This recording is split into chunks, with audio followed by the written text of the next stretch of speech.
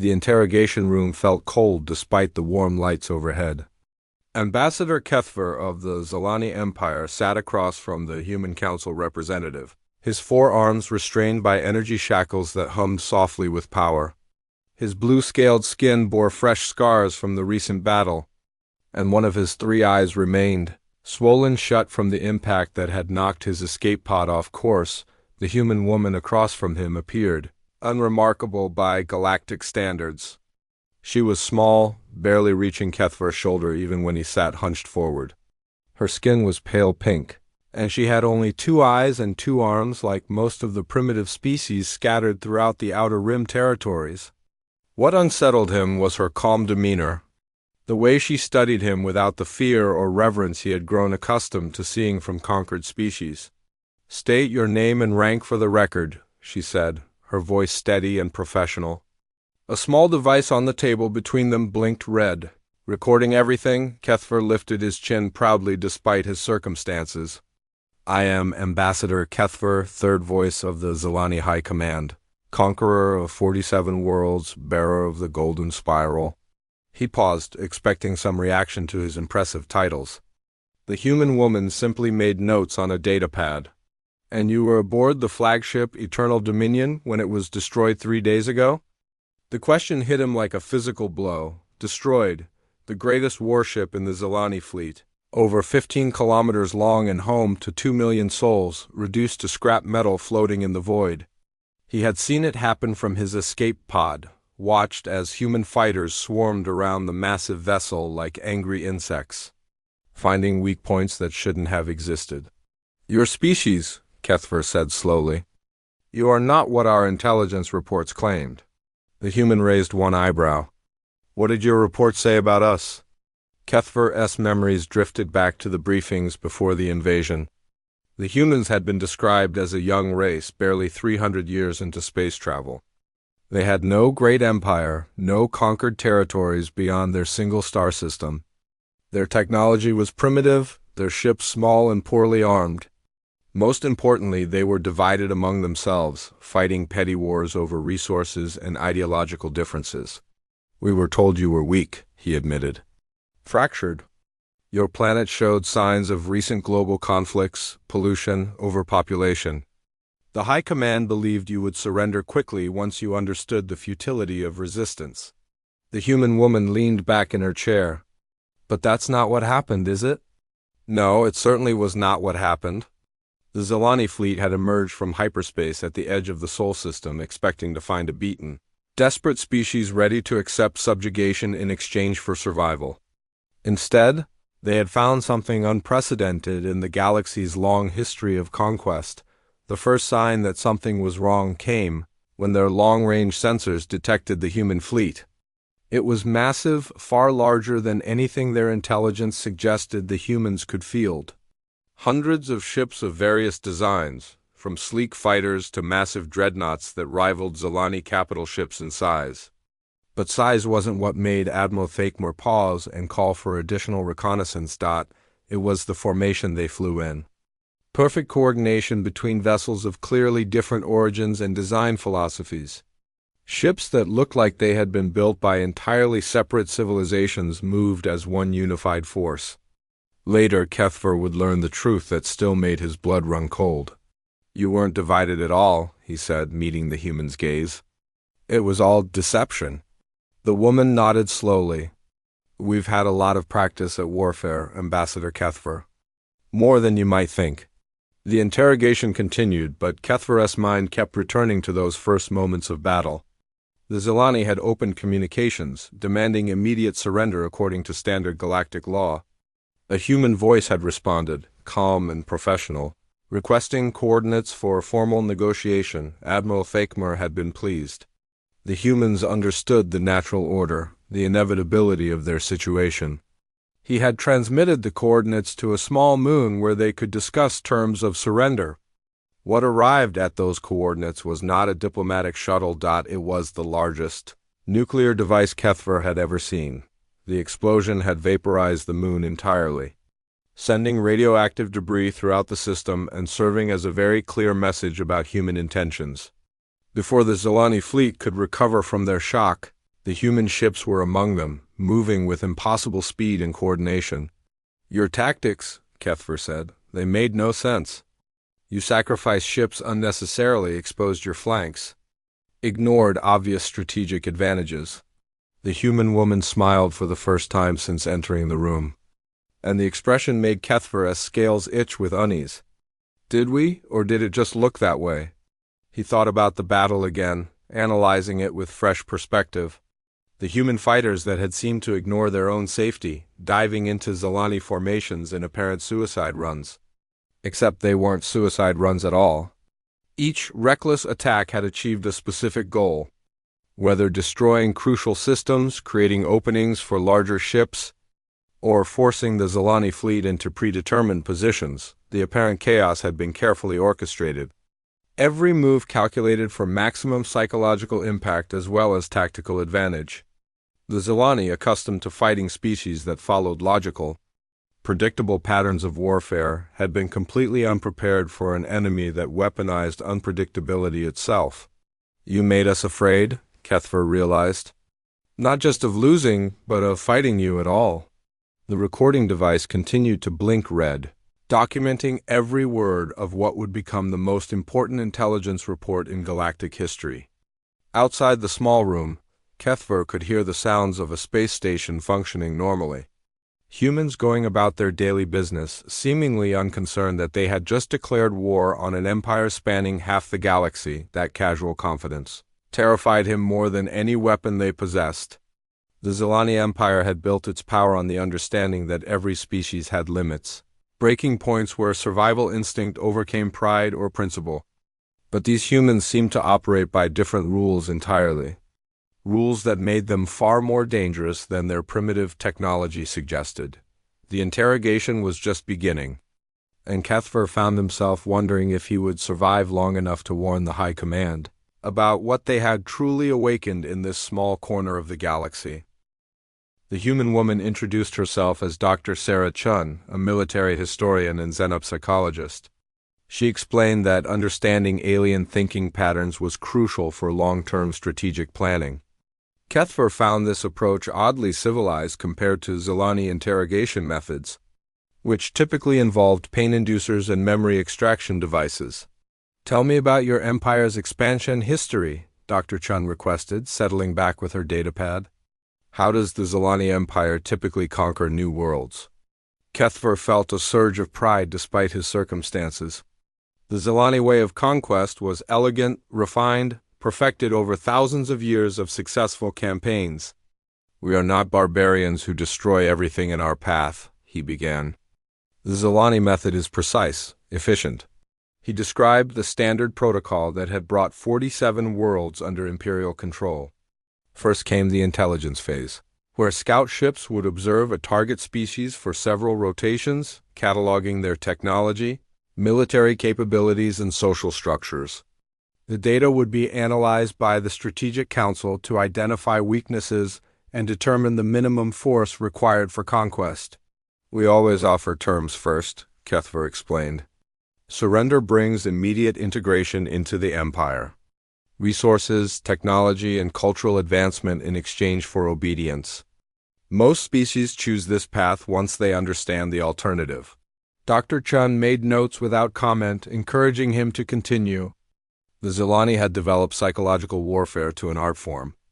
After the initial offer was rejected, they would demonstrate their power through targeted strikes on military installations, always avoiding civilian casualties.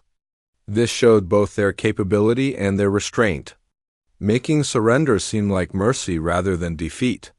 "The beauty of our system," Kethver said, "is that most species never see the full extent of our fleet. They surrender after the demonstration, believing they faced only a fraction of our power. It maintains the illusion of Zalani invincibility while minimizing actual losses." "But you brought your full battle fleet to Earth," Dr. Chun observed. "That's not standard procedure." Kethver's confidence wavered. This was the part that still confused him, the decision that had led to disaster. The Strategic Council was divided about your species. Some argued for standard protocol, but others insisted humans represented a unique threat. The debate in the High Council chambers had been intense.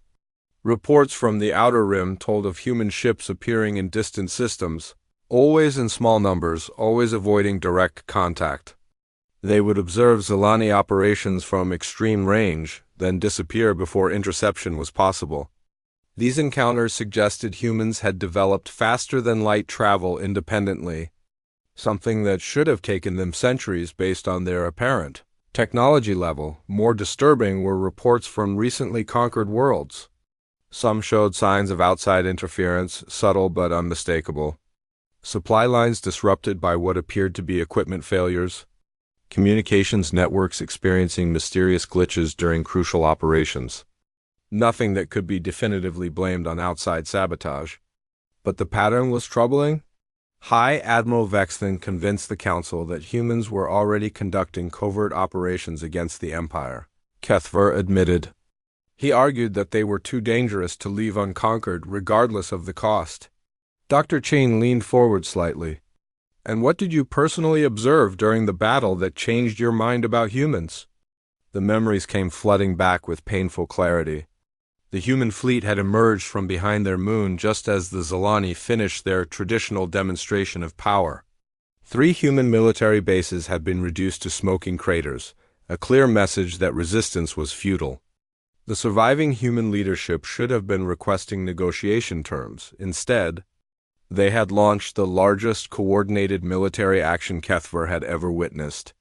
"Your ships moved wrong," he said, struggling to find words for what he had seen. "Every military doctrine teaches the same principles. Protect your vulnerable units, concentrate fire on enemy weak points, maintain formation integrity. You did none of these things." Human fighters had scattered across the battlefield in seemingly random patterns, refusing to engage in the orderly line battles that defined civilized warfare. Instead of focusing on Zilani command ships, they targeted seemingly random vessels throughout the fleet. Their larger ships ignored tactical advantage, charging directly into Zilani formations with what appeared to be suicidal determination. "But it worked," Kethver said, his voice dropping to a whisper. Somehow, it all worked. The chaos had been the point, he realized now. Every seemingly random attack had served a greater purpose invisible to Zilani tactical analysis. Human fighters weren't randomly scattered. They were positioned to create overlapping fields of disruption that made Zilani coordination impossible.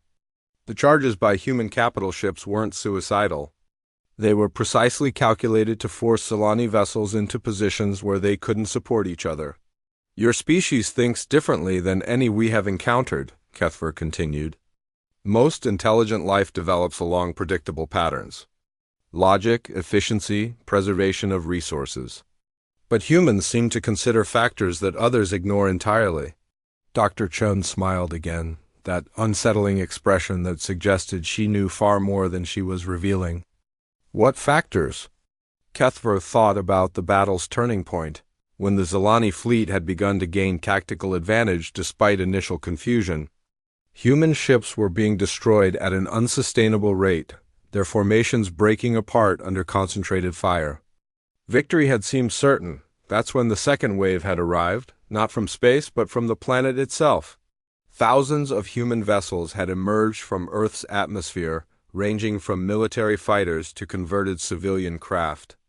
The planet's surface had bristled with hidden launch facilities, underground shipyards, and defensive installations that had remained completely invisible to Zilani sensors. "You turned your entire world into a weapon," Kethver said, awe creeping into his voice. "Every human settlement, every civilian installation, all of it was designed for war." But that wasn't the most shocking revelation. As the battle continued and Kethver observed human combat patterns more closely, he began to notice something that violated every assumption about Earth's military capabilities. The ships weren't all human in origin. Mixed in with vessels of obvious Terran design were fighters and cruisers that showed clear influence from a dozen different alien technologies. Some used Kryn energy shields, others mounted Vaxtari plasma cannons, and several displayed the distinctive hull modifications favored by the nomadic drift clans. "You've been studying galactic military," Technology for far longer than our intelligence, suggested. Kethver said, How? Dr. Chung consulted her datapad before answering. Ambassador, how many species has the Zilani Empire encountered that actually wanted to be conquered? The question puzzled him. None, obviously. Conquest is never desired by the conquered. Then why did you assume Earth would be different? The implication hit him like a physical blow. The human ships in distant systems, observing Zilani operations from extreme range, hadn't been conducting reconnaissance for their own defense. They had been gathering intelligence for other species, learning Zilani tactics and capabilities, then sharing that information with future targets of Imperial expansion. You've been building an alliance, he whispered.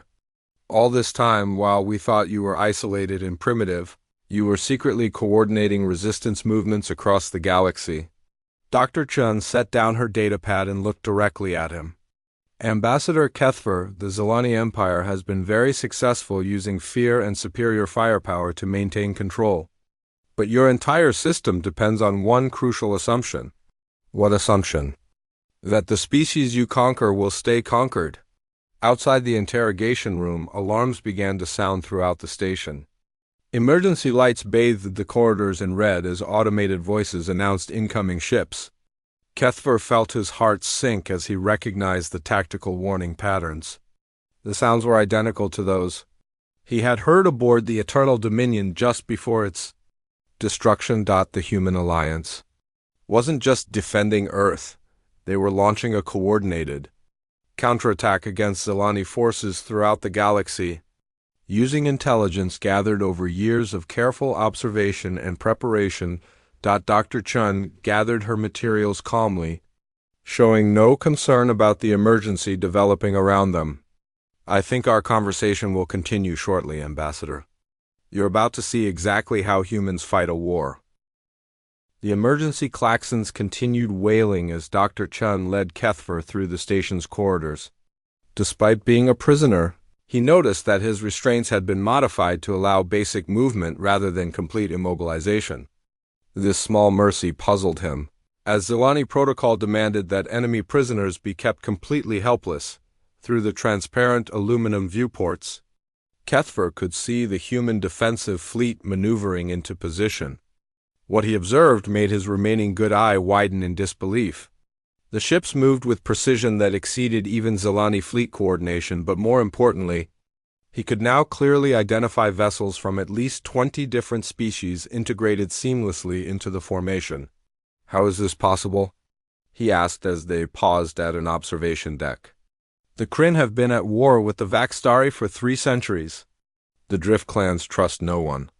Yet their ships fight alongside yours as if they were built by the same species. Dr. Chun followed his gaze to the assembled fleet. What do you know about Earth's history, Ambassador? Kethver accessed his memory banks of the intelligence briefings. Your species emerged from a primitive agricultural society approximately 10,000 years ago. You developed space travel roughly 300 years ago. Your planet shows evidence of extensive warfare, suggesting a naturally aggressive and divided species. All technically accurate, Dr. Chun confirmed, but incomplete. What our history really shows is that humans have spent thousands of years learning how to fight together despite our differences. She gestured toward a massive display screen showing tactical positions. Every human nation developed different approaches to warfare based on their geography, resources, and cultural values. Desert peoples became masters of mobility and endurance. Island nations learned naval strategy and logistics. Mountain tribes perfected guerrilla tactics and fortification. Kethver studied the display, beginning to see patterns he had missed before. The human fleet wasn't using a single tactical doctrine, but rather a complex integration of multiple approaches that complemented each other perfectly.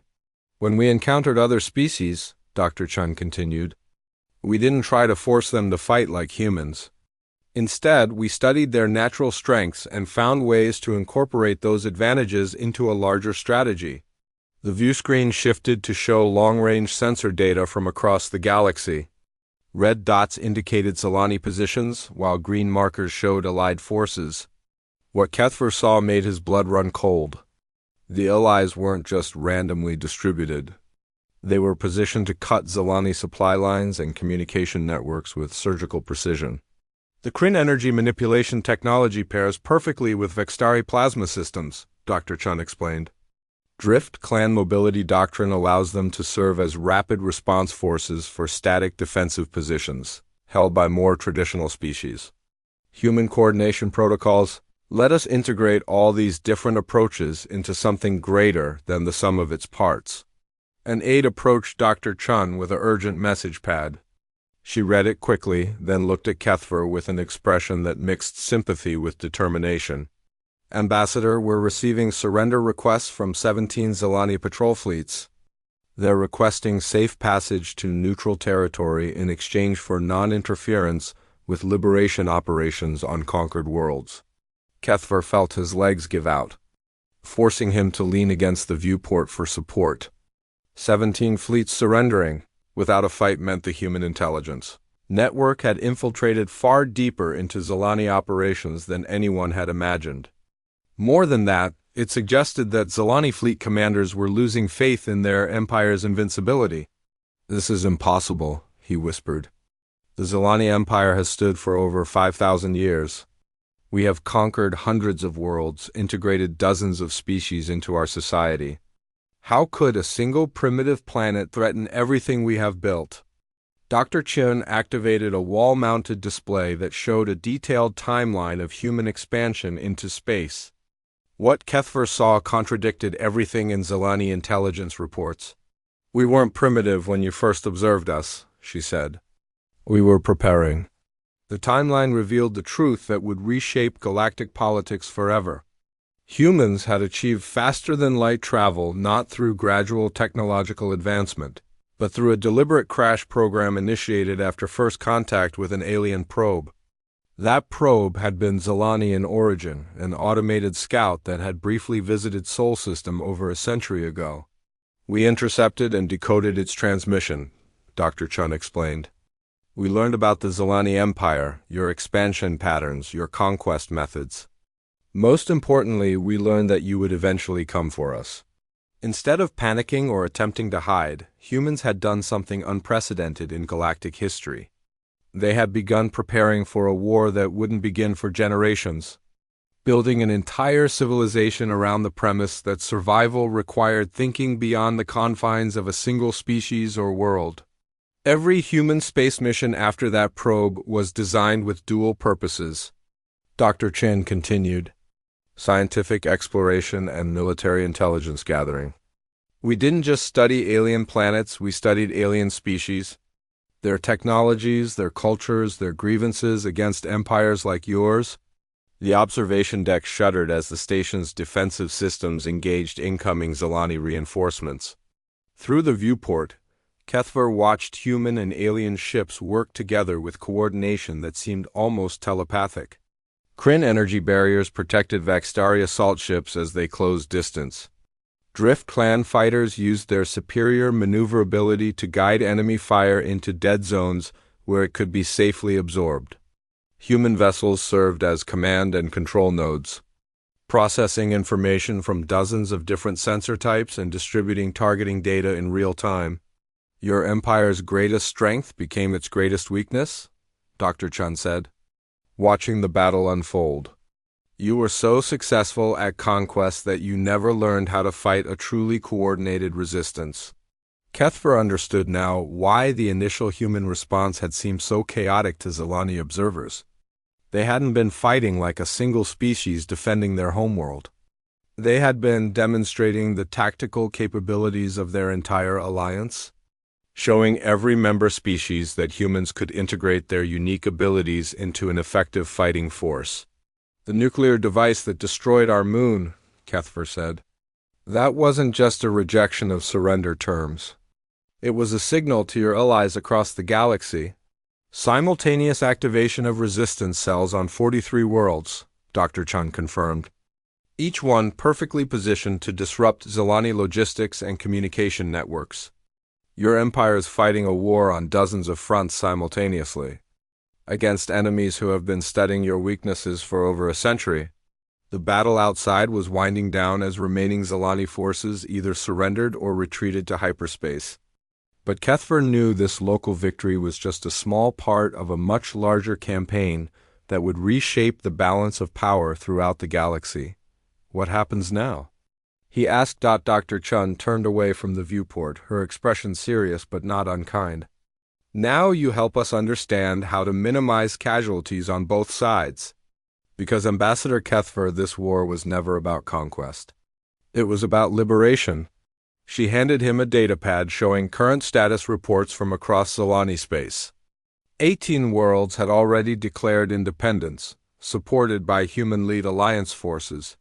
Supply convoys were being intercepted and their contents redistributed to populations that had been systematically oppressed for generations. Most shocking of all, several Zalani colonies were reporting mutinies by their own garrison forces, who had apparently been influenced by resistance propaganda. Your empire survived by making other species afraid to fight back, Dr. Chun said. But fear only works as long as people believe resistance is hopeless. We've proven it isn't. The tide of galactic history was turning, and Kethver found himself at the center of humanity's greatest strategic gambit. They hadn't just declared war on the Zalani Empire, they had declared war on the very concept of conquest-based civilization, and they were winning. 3 days later, Kethver found himself in a completely different environment. Instead of the sterile interrogation room, he sat in what humans called a conference chamber, surrounded by representatives from species he had believed to be loyal Zalani subjects. The Thrakari delegation occupied specially designed low-gravity seats, while the aquatic Merkish participated through a contained water environment connected to the main chamber. What disturbed him most was how comfortable they all seemed with each other. These species had supposedly been integrated into Zalani society through conquest, yet they interacted with the easy familiarity of old allies. The implications were staggering. How long? He asked the assembled group. How long have you been planning this? A Thrakari named Velanash answered, her voice carrying through translation devices. The resistance network began forming shortly after the conquest of Kepler 442b, approximately 87 standard years ago. Humans made contact with us 19 years later. Kethver's memory banks contained detailed records of the Kepler 442b campaign. It had been considered a model conquest, completed with minimal casualties and full integration achieved within 2 years. The Thrakari had adapted so well to Zalani rule that they had been granted increased autonomy and even positions within the colonial administration. You used our own success against us, he realized. The better you appeared to adapt, the more freedom we gave you to organize. Dr. Chen nodded from her position at the head of the conference table. The Zalani Empire's administrative efficiency requires trusting conquered species to manage their own populations. That trust created opportunities for communication between resistance cells. The Merkish representative, speaking through a water-filled communication device, provided details that made Kethver's hearts race. Zalani shipping routes passed through 17 systems with significant Merkish populations. Aquatic species are often overlooked by security protocols designed for land-based life forms. We have been monitoring your fleet movements for decades. Each species around the table had similar stories. The gas giant dwelling Vorthak had used their natural ability to exist in environments hostile to most life forms to establish hidden communication networks. The crystalline Zixtar had embedded themselves in Zalani computer systems, their unique physiology allowing them to interface with technology in ways that appeared normal to automated security monitors. Every conquered species became an intelligence asset, Dr. Chun explained. The Zalani Empire's greatest weakness was assuming that successful conquest meant permanent loyalty. Kethver studied the tactical displays surrounding the conference table. Real-time updates showed the status of liberation operations across Zalani space. The picture was even worse than he had imagined. Over 60 worlds were now in open rebellion, and Zalani fleet commanders were reporting equipment failures, supply shortages, and communication breakdowns on a scale that suggested systematic sabotage. This level of coordination requires massive resources, he protested. Secret shipyards, weapons manufacturing, training facilities. How did you hide an entire shadow fleet from our surveillance networks? The answer came from an unexpected source. A figure in the corner of the room stepped forward, removing a hooded cloak to reveal features that made Kethver's blood freeze. It was a Zilani, specifically a member of the technical caste responsible for maintaining Imperial communications systems. Because some of us never believed in the Empire's methods, the figure said, speaking in perfect Zilani high speech. I am Engineer Kithmer, formerly of the 14th Technical Battalion. I have been providing Alliance forces with classified information for over 30 years. Kethver felt the foundations of his worldview crumbling. You're a traitor to your own species. No, Kithmer replied calmly. I'm loyal to what the Zilani could become instead of what we are. The Empire has made us into nothing more than sophisticated bullies, using our technological advantages to steal the achievements of younger species, instead of building something truly worthwhile ourselves. Dr. Chun activated a holographic display showing detailed schematics of Zilani military technology. Engineer Kithmer has helped us understand not just your weapon systems, but the philosophy behind them. Zilani military doctrine is designed to minimize risk to your own forces while maximizing psychological impact on enemies. The schematics highlighted specific vulnerabilities that Kethver had never noticed before. Zilani ships were indeed technologically superior to most opposition, but they were optimized for fighting enemies with inferior coordination and limited strategic intelligence. Against an enemy that understood their capabilities and had time to prepare countermeasures, many Zilani advantages became liabilities. Your energy shields are nearly impenetrable against conventional weapons, Dr. Chun continued. But they create resonance patterns that can be exploited by coordinated attacks from multiple angles. Your communication systems are heavily encrypted and virtually unbreakable, but they rely on centralized command structures that become bottlenecks when disrupted. Kithmar gestured toward another display showing human ship designs. But what impressed me most about human military engineering was how they incorporated our technological advantages without copying our strategic limitations. Human ships are designed to function independently when necessary, but they become exponentially more effective when working together. The conference continued with representatives from each species explaining their contributions to the resistance network. What emerged was a picture of the most sophisticated intelligence operation in galactic history, one that had been operating under Zilani noses for nearly a century. The Drift clans had provided mobility and logistics, using their nomadic lifestyle to move personnel and equipment between systems without triggering security alerts. The Vorthak had established secure communication networks that operated through gas giant atmospheres, invisible to conventional surveillance. The crystalline Zixtar had infiltrated computer systems throughout Zilani space, gathering intelligence and occasionally causing strategic system failures. Most importantly, humans had served as coordinators and strategic planners, using their talent for integrating diverse capabilities into unified operations. They had taken dozens of separate resistance movements and forged them into a single, coordinated alliance capable of challenging the galaxy's most powerful empire. The liberation operations currently underway are just the beginning, Dr. Chun announced. Our goal isn't to replace the Zilani Empire with another conquest-based system. We're establishing a new model for galactic civilization, one based on voluntary cooperation rather than imposed dominance. Kethver looked around the conference table at representatives who should have been enemies, working together with an efficiency that exceeded anything he had seen in Zilani command structures. Despite himself, he was beginning to understand the appeal of what they were offering. What about Zilani who don't want to abandon the Empire? He asked, what happens to worlds that prefer the current system? The question hung in the air for a moment before Kithmer answered. That's why we need voices like yours, Ambassador. The transition from Empire to Alliance can't be imposed by force, or we would be no better than what we're replacing. Dr. Chen leaned forward, We're offering you a choice, Kethver. Help us design a transition that preserves what's valuable about Zilani civilization, while eliminating the parts that require oppressing other species. Or watch your empire tear itself apart fighting a war it can't win against enemies who understand it better than it understands itself?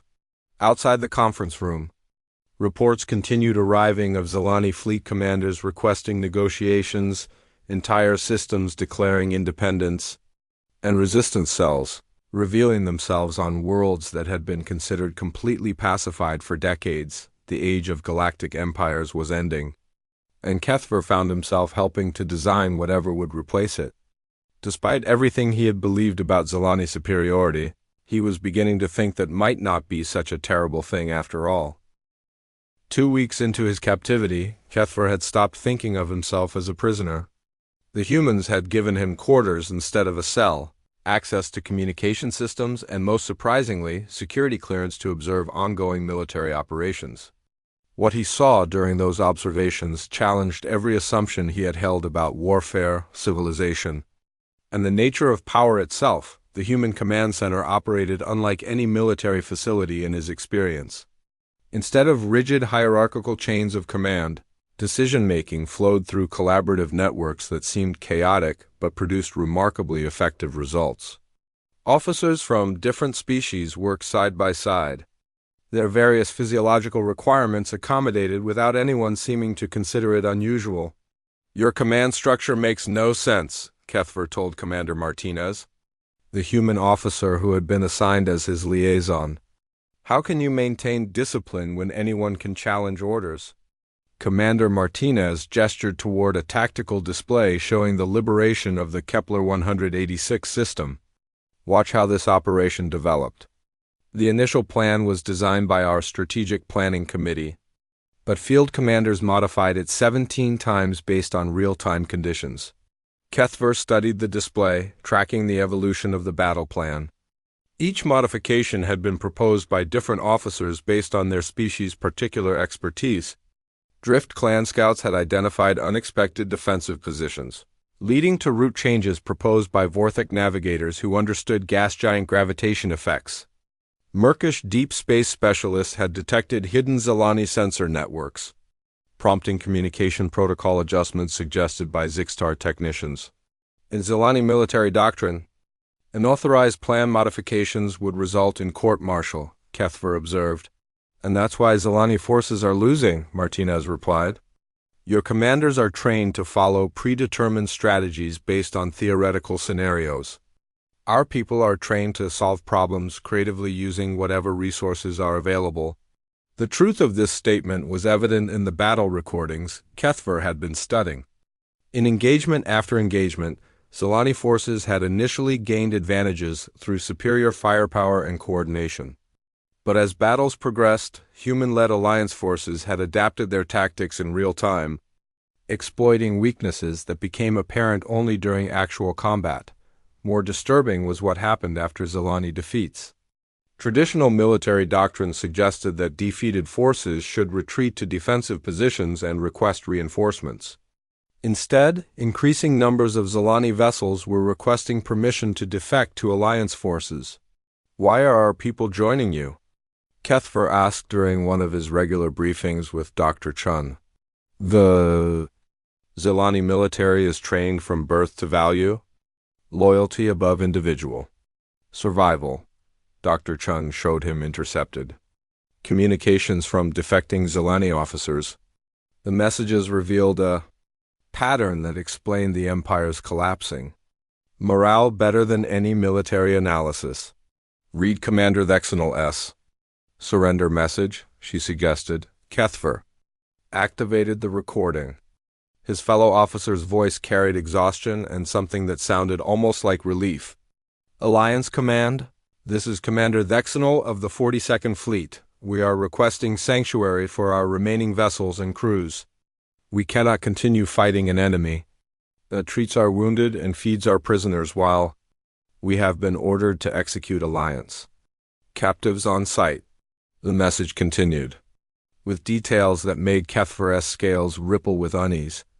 The Exonal described Alliance rescue operations that had saved Zilani personnel from disabled ships, medical facilities that treated enemy wounded alongside their own casualties, and prisoner exchanges that returned Zilani captives unharmed despite Imperial orders to show no quarter to resistance fighters.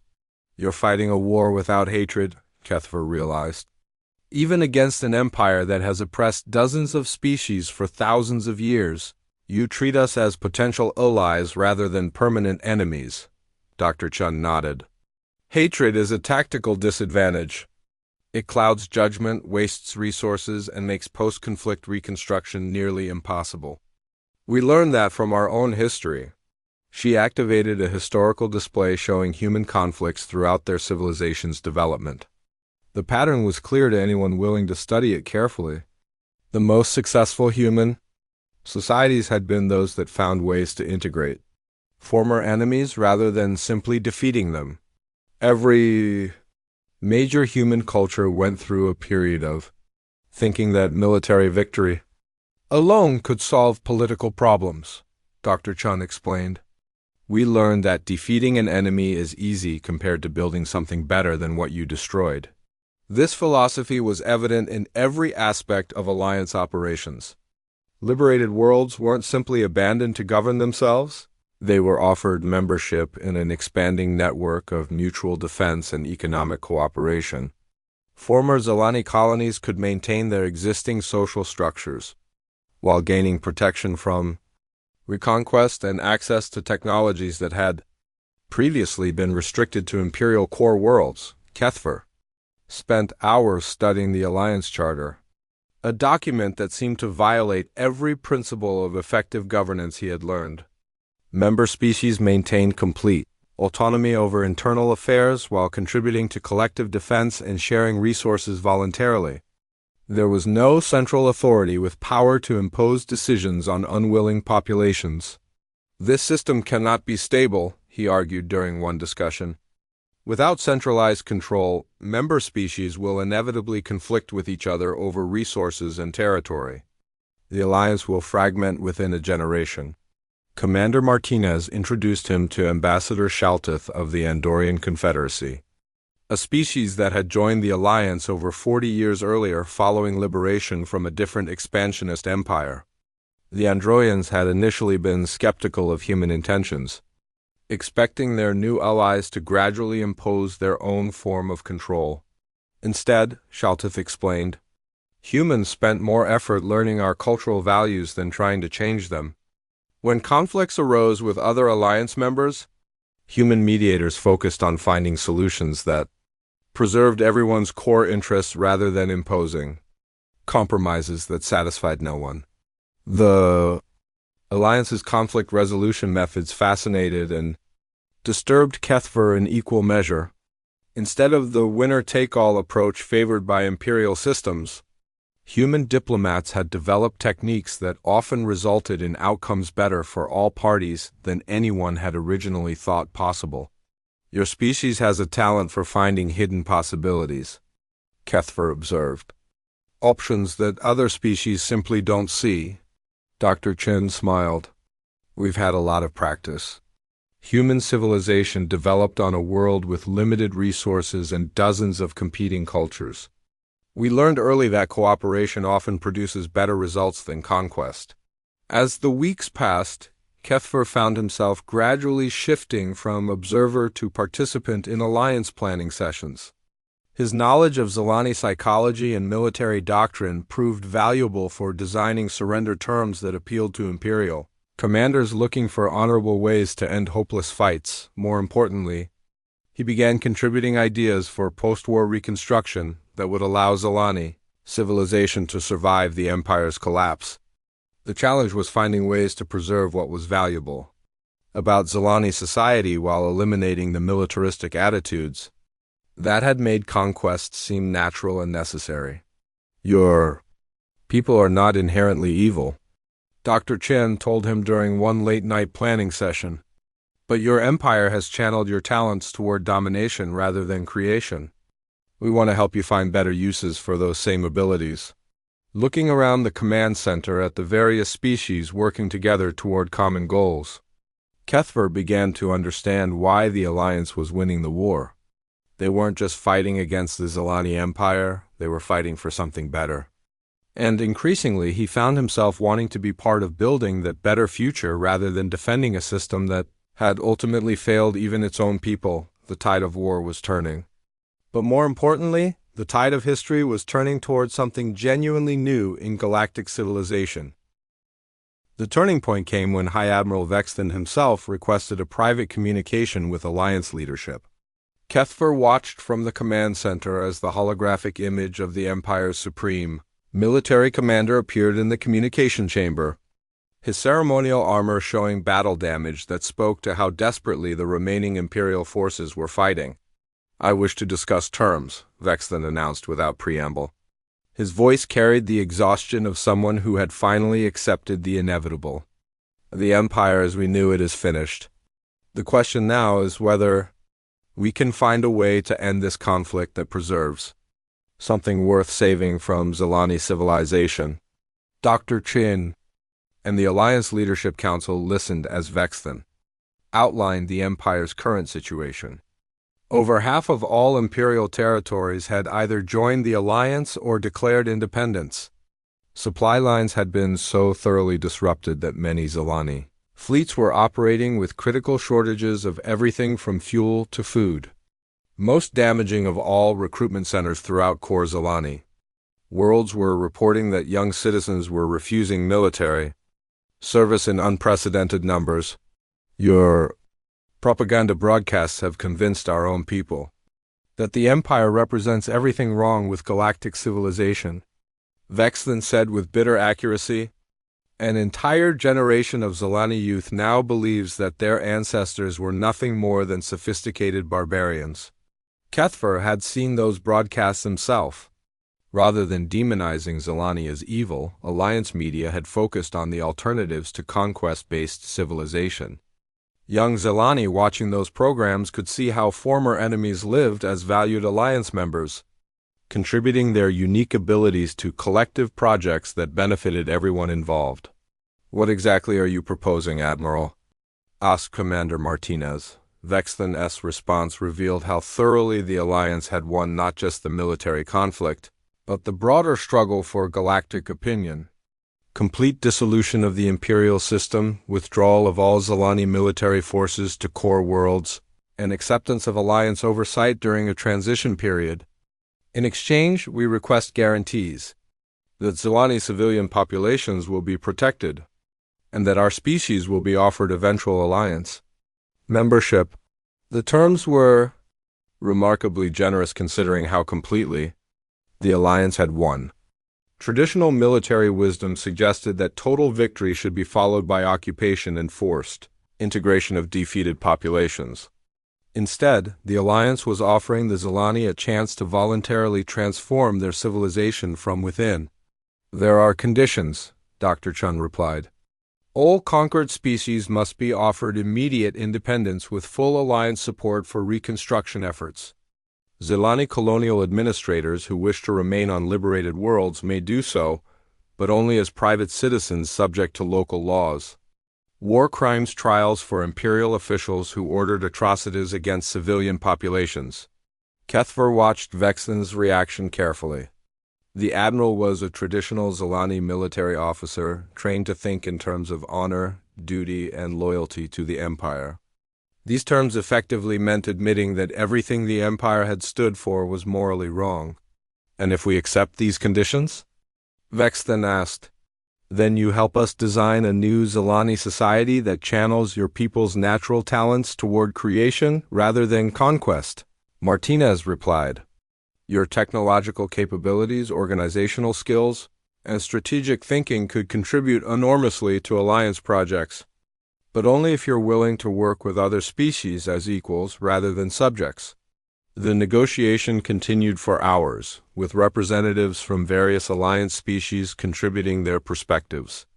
What emerged was a comprehensive plan for transforming galactic civilization that went far beyond simply ending the current war. The Merkish proposed ocean restoration projects on worlds damaged by industrial extraction, taking advantage of Zilani environmental technology.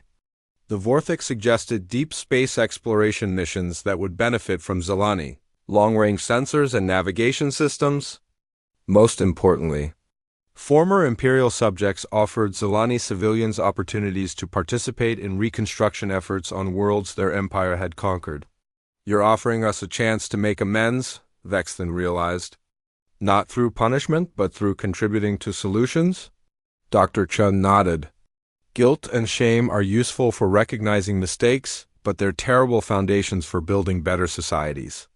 We want Zilani to be proud of what they can become, not trapped by regret over what they were." During a break in the negotiations, Kethver found himself in private conversation with Vexton. The admiral had been his mentor during early military service, and seeing him humbled by defeat was deeply unsettling. "Do you believe this will work?" Vexton asked. "Can a species that has defined itself through conquest for thousands of years truly change so fundamentally?" Kethver thought about everything he had observed during his time with the Alliance. "I think the humans are offering us something we never knew we wanted. The chance to be admired rather than feared." It was true. Throughout his weeks observing Alliance operations, Kethver had noticed how species interacted with each other. There was genuine respect, even affection, between groups that had historically been enemies. Former slaves worked alongside former masters, not because they were forced to, but because they had found common ground in shared projects. "The Empire made us powerful," Kethver continued, "but it also made us isolated. We had subjects and enemies, but no real friends. No one chose to be our ally because they wanted what we could offer together." The final negotiation session included representatives from over 30 species, many of whom had been conquered by the Zilani Empire at some point in their history. Kethver expected to see hatred, demands for revenge, calls for punishment that would cripple Zilani civilization for generations. Instead, he witnessed something unprecedented in galactic history. Former victims offering their former oppressors not just forgiveness, but genuine partnership in building something better than what had existed before. The Thanari Collective wishes to invite Zilani agricultural specialists to assist with crop restoration on worlds damaged by strip mining, announced Representative Colmer. Speaking for a species that had been conquered barely 50 years earlier, our soil scientists believe that combining Thanari biological expertise with Zilani environmental technology could restore fertility within a single generation. Similar offers came from species throughout Alliance space. The Vorthak wanted help with deep space survey missions. The Drift clans were interested in Zilani logistics coordination for their trading networks. Even the Merkish, who had every reason to hate their former oppressors, offered to share their water purification technology in exchange for Zilani assistance with atmospheric processors. "This is not how war is supposed to end," Vexton murmured. Loud enough for the communication system to pick up. "Victors do not offer partnership to the defeated." Dr. Chun's response would be recorded and studied by historians for centuries to come. "That's exactly why the old system failed, Admiral. Wars fought for conquest can only end in domination or destruction. Wars fought for liberation end in partnership." As the session concluded with formal agreement on the Empire's dissolution and Zilani integration into the Alliance, Kethver realized that he had witnessed something far more important than a military victory. He had seen the birth of a new model for galactic civilization, one based on cooperation rather than conquest. The Age of Empires was ending, but what was beginning looked far more promising than anything that had come before. 5 years after the fall of the Zilani Empire, Kethver stood on the observation deck of the exploration vessel New Horizons, watching the launch of the most ambitious scientific expedition in galactic history. The ship represented everything the Alliance had achieved. Crewed by members of 47 different species and equipped with technologies that combined the best innovations from each member civilization. "Nervous?" asked Dr. Chun, who had joined him for the departure ceremony. She now held the title of Alliance Coordinator for Interspecies Relations. a position that hadn't existed before humans had proven it was necessary. Kethver adjusted his new uniform, marked with insignia that designated him as Chief Cultural Liaison for the expedition. Excited would be more accurate, he replied. 5 years ago, I believed the galaxy held no mysteries worth pursuing. Now we're about to explore regions that no known species has ever visited. The mission represented a fundamental shift in how galactic civilization approached the unknown. Instead of seeking new worlds to conquer, the Alliance was seeking new knowledge to share. The expedition would spend the next decade exploring the galactic core, making contact with any species they encountered and offering membership in the growing Alliance network.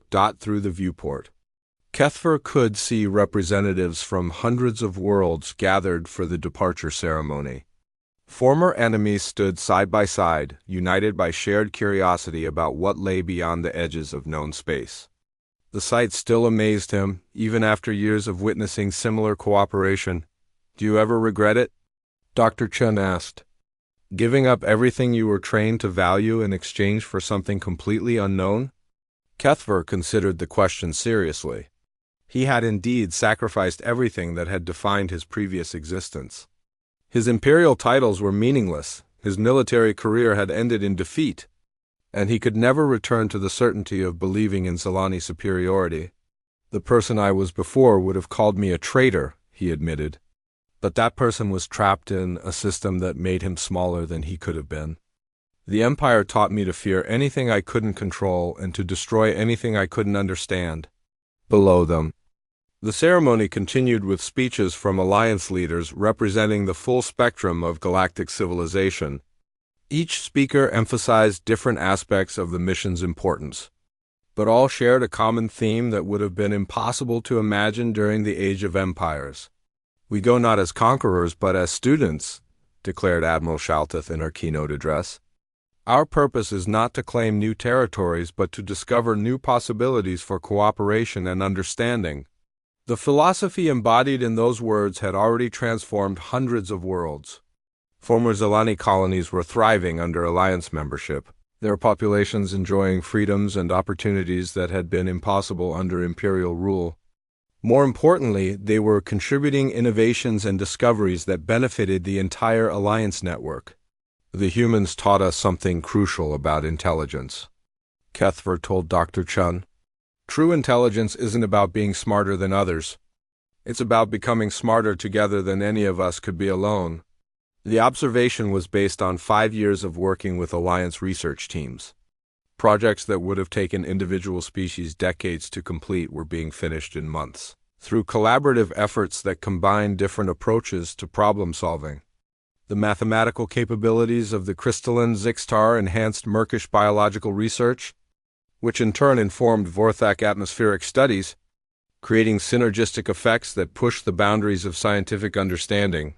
"What amazes me most," Dr. Chun replied, "is how quickly former Imperial species adapted to the Alliance model.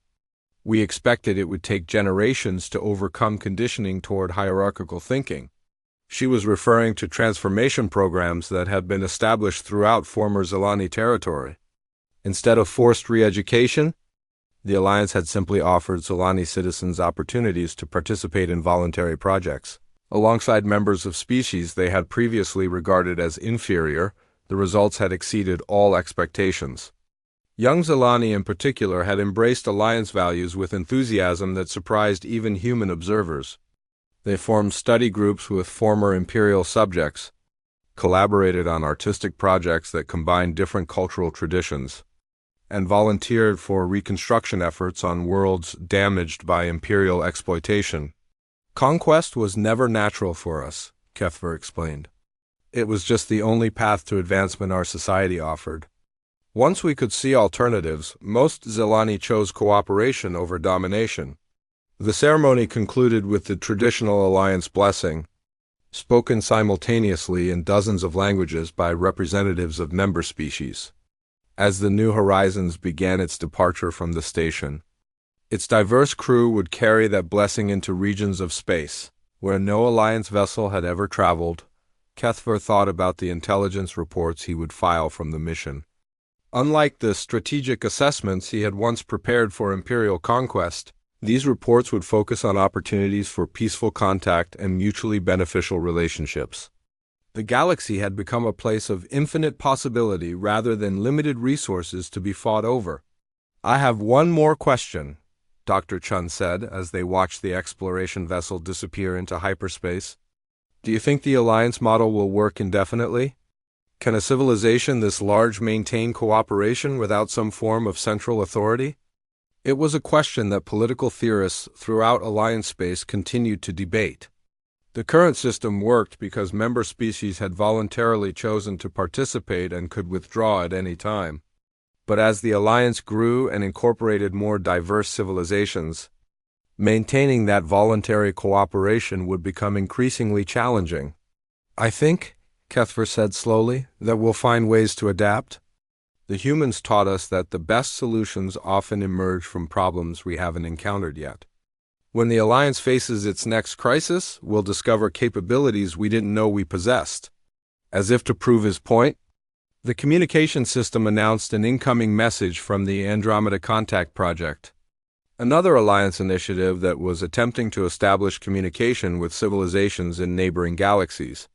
Early reports suggested they had detected artificial signals that might represent the first evidence of intelligence beyond the Milky Way. "New challenges, new opportunities?" Dr. Chun said with a smile. "I suppose that's what makes this work so engaging." They left the observation deck together, heading toward their respective duties in a civilization that had learned to see differences as strengths rather than threats. Behind them, stars that had once marked the boundaries between empires now served as waypoints for explorers seeking knowledge rather than conquest. The galaxy had become a much larger place than anyone had imagined when species fought primarily among themselves. But it had also become a much more welcoming place for those willing to approach it with curiosity rather than aggression. Kethver's final report to Alliance leadership would note that the transformation of galactic civilization from conquest-based empires to cooperation-based alliance had exceeded all original projections. What had begun as humanity's desperate gambit to survive Zalani conquest had evolved into a new model for intelligence interaction that might eventually extend beyond their galaxy entirely. The age of empires was over. The age of exploration had begun.